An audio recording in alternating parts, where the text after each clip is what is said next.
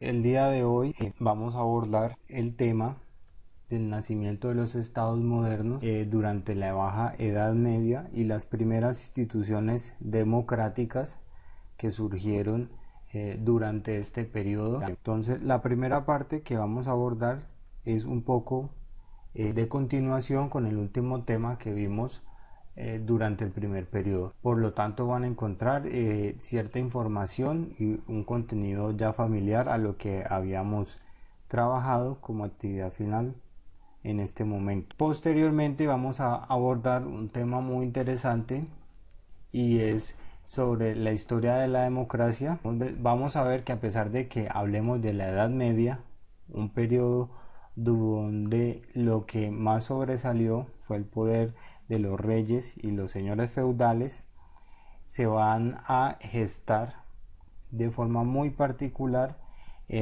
dos instituciones propias que se pueden entender como un antecedente de lo que hoy en día es la democracia. Ya lo vamos a ver posteriormente, el nacimiento de los estados modernos. Entonces, recordemos que cuando hablamos de los estados, estamos hablando de la organización política de un territorio, ¿cierto? Y que en el contexto europeo esto se va a dar a partir de las transformaciones que las monarquías, y en esa medida vamos a encontrar que muchos reinos empezaron a unificarse en torno a un solo monarca o a una sola corona, y esto se va a deber también con mucha influencia de las transformaciones económicas, sociales y culturales que veníamos hablando en las clases anteriores, sobre todo con las transformaciones económicas que se generaron gracias al surgimiento de la burguesía como clase social y a las transformaciones del burgos. Recordemos que el burgo va a ser la ciudad que se va a desarrollar durante esta Baja Edad Media. Hay que tener en cuenta que esto no fue un proceso fácil, eso no es decir hoy somos reinos independientes y mañana todos vamos a seguir los mandatos y el dominio de un solo rey o de un monarca que va a gobernar todo el territorio. Y sobre todo tampoco va a ser fácil porque recordemos que en los reinos estaban los señores feudales, quienes eran los que en cada comunidad, por decirlo así, o en cada pequeño territorio, pues tenían dominio sobre su gente y a su vez sobre la organización económica y política de su territorio. En el mapa vamos a ver los principales reinos que se lograron consolidar. Habíamos hablado del reino de Francia, que va a ser muy importante para el surgimiento del Estado moderno, el reino de Inglaterra, que también había iniciado un proceso muy particular, ya lo vamos a ver, y también algo que posteriormente lo vamos a abordar con el descubrimiento de América, va a ser el reino de Castilla y Aragón, o lo que hoy en la actualidad es España. Estos tres van a ser uno de los reinos más importantes para el desarrollo de la época moderna. El surgimiento de las primeras instituciones de carácter democrático para la historia. Vemos que como tal la democracia surgió en Grecia y durante este periodo medieval pues va a existir un retroceso respecto a las formas democráticas, por lo que el poder era ostentado por los señores feudales, ¿cierto? Quienes a su vez a través de relaciones de vasallaje pues iban gestando la política a partir de los intereses de cada uno de los señores.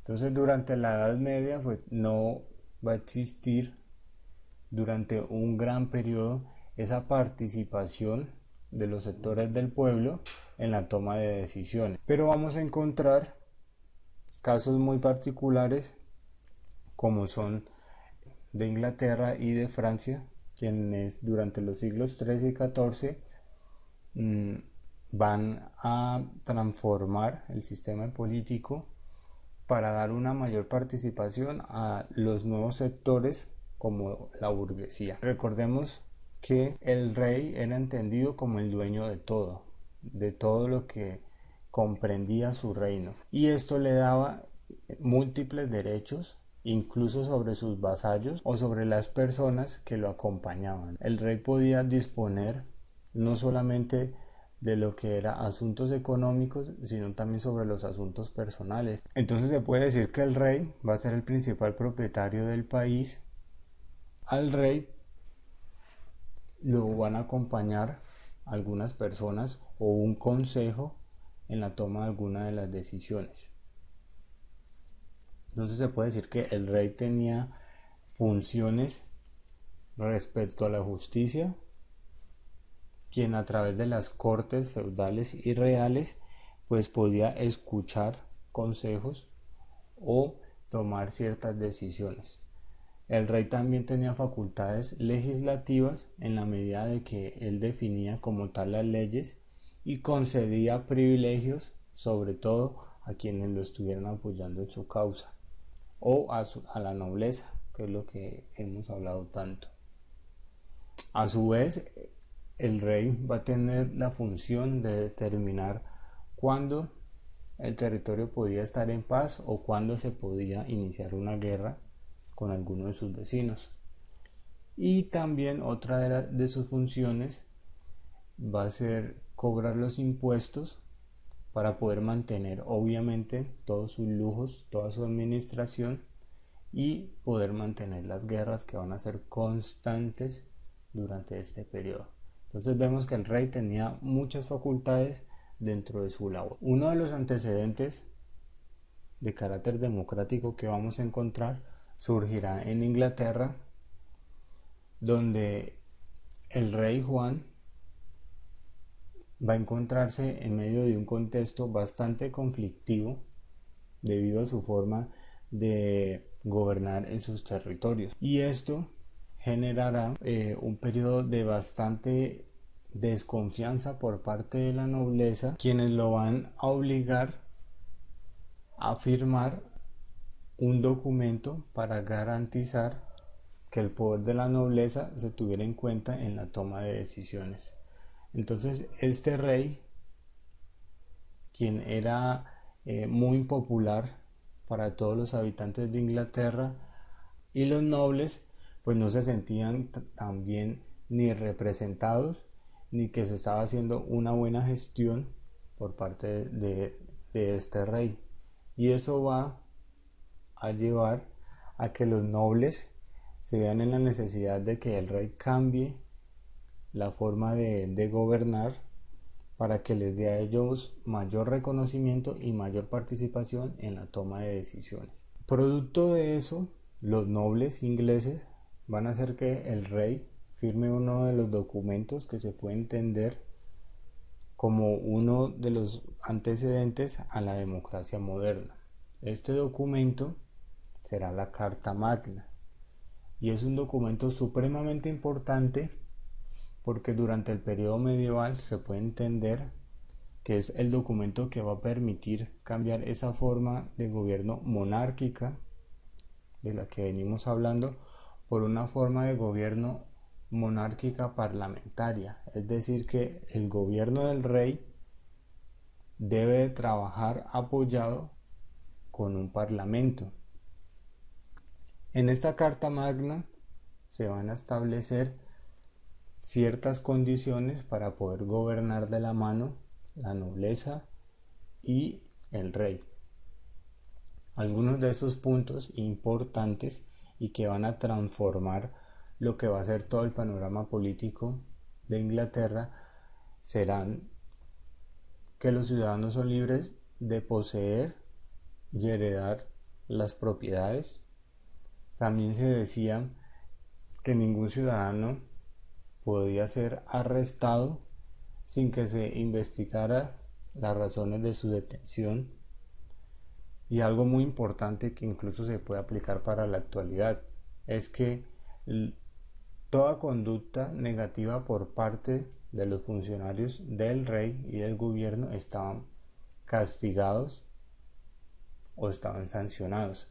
A su vez, el soborno también era una práctica que se iba a prohibir. Algo muy importante también que se va a tener visible desde este momento de la historia es que la Iglesia va a tener una libertad frente a la intervención en los asuntos del gobierno. Por primera vez se va a considerar que el rey no gobernaría por ese poder divino que la Iglesia le otorgaba, sino que el rey debía de gobernar entendiéndose con la nobleza, con personas a la par de él. En un momento vamos a hablar de la nobleza, pero posteriormente ese gobierno del rey debe de ser acompañado tanto del pueblo como de la nobleza. A su vez, este momento histórico que la Carta Magna produce para el pueblo inglés será un antecedente muy importante para crear otra institución de carácter mucho más democrático para la sociedad medieval y moderna. Esta institución será el Parlamento inglés, que incluso hasta la actualidad sigue siendo parte fundamental de la forma de gobierno de este país. Entonces la Carta Magna va a sentar un antecedente frente a cómo se debía gobernar en este territorio, limitando como tal la autoridad real o la autoridad monárquica, y a su vez se iba a determinar lo que les venía contando, que el rey en sus tomas de decisiones y en la forma de gobernar tenía que estar asistido por los consejos de la nobleza y del pueblo. En esta medida, durante el siglo XIV, el Parlamento inglés se va a dividir de dos formas distintas y que van a perdurar hasta la actualidad. Entonces el Parlamento inglés se va a dividir en Cámara de Lores, como lo tenemos en diapositiva, o Cámara Alta, y va a ser aquel estamento donde van a seguir los miembros de la nobleza o aquellos designados por el rey, es decir, las personas más distinguidas e importantes, y vamos a tener también la Cámara de los Comunes o la Cámara Baja, la cual va a estar conformada por caballeros y por representantes de las ciudades o burgueses, ¿no? Y ambas cámaras van a limitar lo que les decía ahora, el ejercicio del rey en la toma de decisiones. Hay que tener en cuenta que este parlamento es una representación de lo que es la sociedad de la época, y por lo tanto pues vamos a ver que existe esa distinción social entre la nobleza y el resto de la población, y asimismo la división entre las dos cámaras. Entonces, para resumir lo que vengo hablando, el sistema parlamentario inglés, como lo menciona el esquema, durante este periodo de la Baja Edad Media va a presentar unas transformaciones que se pueden comprender hoy como los antecedentes de lo que es la democracia moderna. Y lo más importante es que el rey, para este momento, va a tener que trabajar de la mano del parlamento, y ambos van a gobernar y van a tomar las decisiones de forma mucho más integral, ¿no? Es decir, que el rey ya no podía hacer prácticamente lo que él quisiera, sino que debía contar con el apoyo del parlamento. Entonces vemos en el esquema las funciones que cada uno de ellos tenía y cómo a su vez pues uno depende del otro frente al ejercicio del poder. También vamos a ver lo que les decía ahora, que este parlamento va a estar dividido en dos cámaras, Cámara de los Comunes y Cámara de los Lores. Por otra parte, tenemos Francia como otro antecedente democrático, pero en Francia va a pasar también algo muy particular. Francia, comparado con Inglaterra, va a ser un país que va a estar dividido en múltiples provincias de acuerdo al poder de los señores feudales. Por lo tanto, va a ser como un país muy fragmentado, no va a ser un país tan unitario o un país donde se tuviera en cuenta con mucha importancia la cabeza del rey. Es decir, se puede hablar de provincias y cada provincia pues iba a tener sus cortes propias, su parlamento propio y asimismo pues su propia forma de gobierno. Sin embargo, llegará también un monarca quien va a obligar a todos estos señores feudales y a todas las provincias a transformar esta separación o esta independencia para que lo reconocieran a él obligatoriamente como la cabeza principal del gobierno francés. Al igual que Inglaterra, los franceses también van a implementar una nueva institución política donde se va a dar participación a otros grupos sociales. En el caso de los franceses se va a hablar de los estados generales. ¿Y qué son los estados generales?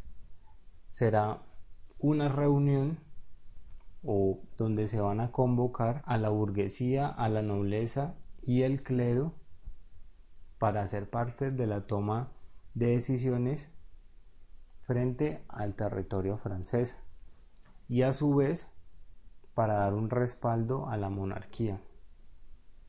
Caso contrario del parlamento inglés, los estados generales franceses solamente se van a reunir bajo condiciones excepcionales, como por ejemplo asuntos de carácter muy urgente para el territorio o para tratar asuntos financieros como impuestos extraordinarios. Gran parte del territorio francés para esta época iba a estar muy fragmentado. No existía como tal una unidad como pasaba en Inglaterra.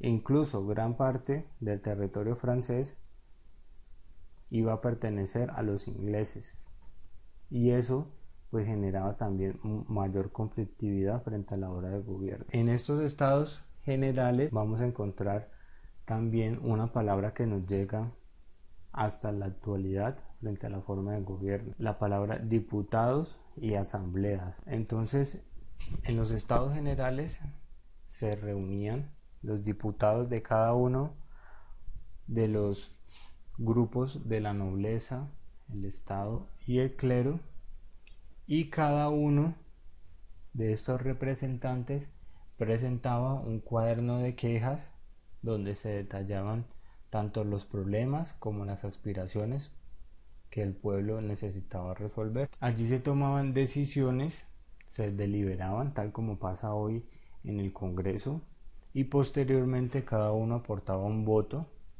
de acuerdo a lo que se había deliberado frente a un tema particular. Para finalizar, que durante la Baja Edad Media ocurrieron importantes cambios políticos. El primero de ellos es que se van a unificar todas esas provincias y todos esos reinos bajo un solo monarca o una sola corona, y que esto va a permitir el surgimiento de los estados modernos. A su vez, también encontramos que durante este periodo existen ciertos antecedentes que van a consolidar la democracia moderna o la democracia como la conocemos hoy en día. ¿Cuáles son esos antecedentes? Pues los encontramos en Inglaterra y en Francia, ¿no? Dos formas muy distintas, pero que a su vez contribuyen al surgimiento y consolidación de la democracia.